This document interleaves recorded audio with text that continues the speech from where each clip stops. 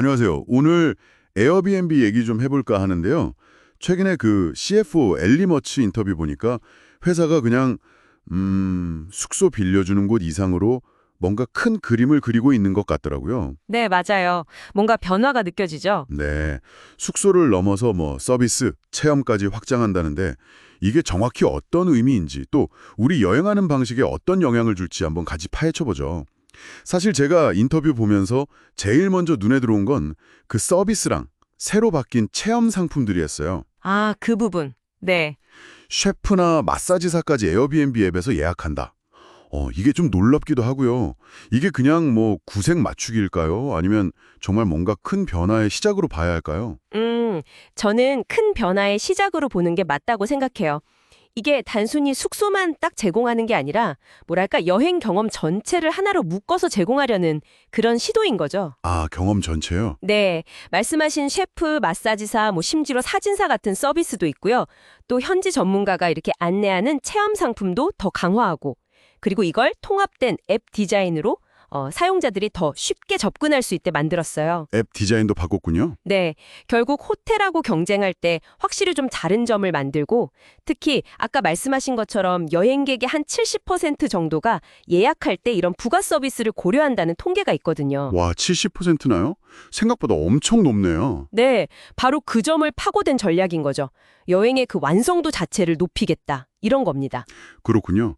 그런데 또 궁금한 게 올해 초에 보면 여행 심리가 좀 위축됐다는 얘기도 있었고 아, 네, 그런 분석이 있었죠. 특히 해외에서 미국으로 들어오는 그 여행객 수, 인바운드라고 하죠.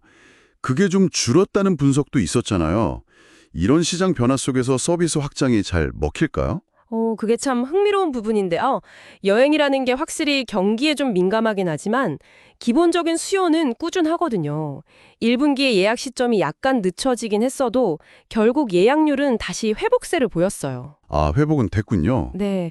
그리고 그 미국행 인바운드 감소는 사실이지만 에어비앤비 전체에서 차지하는 비중으로 보면 한 2000% 정도로 아주 크진 않아요.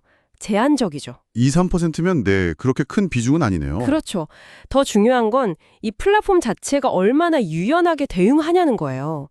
예를 들어서 캐나다 사람들이 미국 대신에 뭐 국내나 다른 나라로 여행지를 바꿀 때 에어비앤비는 이미 전 세계적으로 상품망을 갖추고 있으니까 이런 수요 변화를 충분히 흡수할 수 있다는 거죠. 아, 특정 지역이 좀 안 좋아도 다른 쪽에서 커버가 된다. 맞아요. 그리고 이 서비스나 체험 같은 상품들은 그런 다양한 목적지에서의 경험을 더 풍부하게 만들어주는 역할을 할 수 있고요. 아, 그러니까 그 특정 지역의 부침보다는 전체 플랫폼의 어떤 회복 탄력성, 이게 더 중요하다는 말씀이시군요. 네, 바로 그겁니다. 이런 단기적인 변화 대응하고 맞물려서 그 CFO가 회사의 장기 성장 전략으로 호라이즌이라고 그 3단계 계획을 언급했던데요. 이건 좀 어떤 개념인가요? 네, 그 호라이즌 전략, 이게 많은 성장 기업들이 사용하는 전략 틀인데 에어비앤비에 적용해 보면 이게 또 흥미롭습니다. 첫 번째 단계, 그러니까 호라이즌 1은 현재 핵심 사업인 숙소를 더 탄탄하게 만드는 거예요. 핵심 사업 강화. 네. 가격을 좀 합리적으로 만들고 품질이나 신뢰도를 높이는 데 집중하는 거죠. 예를 들면 뭐 좋은 후기를 꾸준히 받고 취소율 낮은 숙소들을 시스템이 알아서 게스트 선호 숙소로 표시해주는 기능 같은 거요. 아, 그 게스트 선호, 그거 봤어요? 믿고 예약할 수 있는 숙소를 늘리겠다는 거네요? 그럼 다음 단계는요? 두 번째 단계 호라이즌2는 이 핵심 사업을 기존 주력 시장, 뭐 미국이나 캐나다 같은 곳 외의 지역으로 넓히는 겁니다. 글로벌 확장인 셈이죠. 실제로 브라질 같은 남미 시장에서 이미 꽤 성공적인 사례를 만들고 있기도 하고요. 아, 신흥시장 공략이군요. 그렇죠. 그리고 마지막 세 번째 단계 호라이즌 3가 바로 장리적인 관점에서 새로운 먹거리를 찾는 건데 이게 바로 아까 얘기했던 서비스와 체험입니다.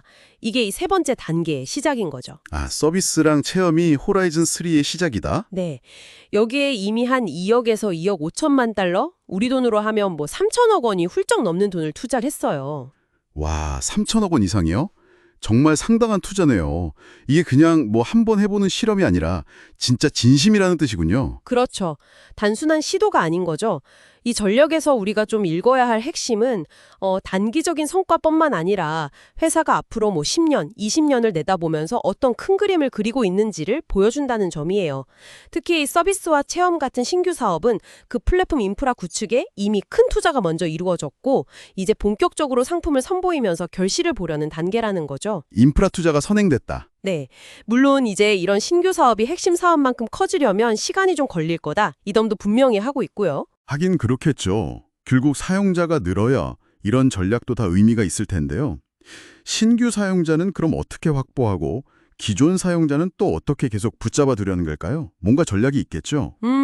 두 가지를 동시에 공략하고 있다고 봐야 합니다. 우선 기존 사용자들이 계속 에어비앤비를 찾게 만들려면 역시 숙소 자체의 만족도가 중요하겠죠. 그래서 품질을 개선하고 뭐 청결 문제라든지 안전성 같은 호텔과 비교했을 때 약점으로 지적되던 부분들을 계속 보완하는 데 집중하고 있고요. 네. 숙소 퀄리티가 기본이죠. 맞아요.